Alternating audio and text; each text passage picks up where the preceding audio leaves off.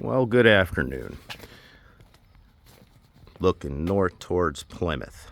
Not much yet. But you look towards the west, and it's starting to get a little bit dark. I don't have to look at anything. What that tells me is the convergence zone is starting to slip eastward as the low to mid to upper level disturbances that I highlighted in Vermont and New York start to push in. Now, we saw last night that the surface low took a dive to the east. So why did that happen?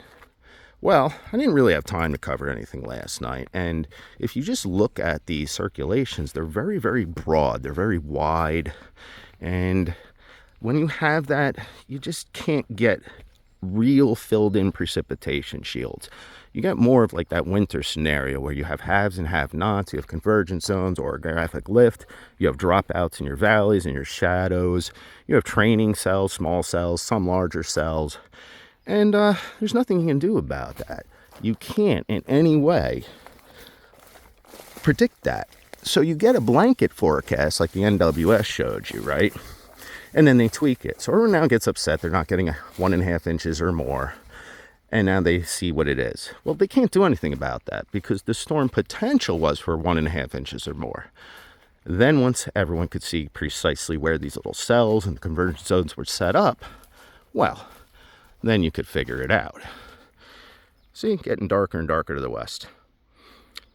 The one big thing, I highlighted it this morning. I should have touched on it last night, but I really just ran out of time, and I figured everyone would get upset if I pointed this out.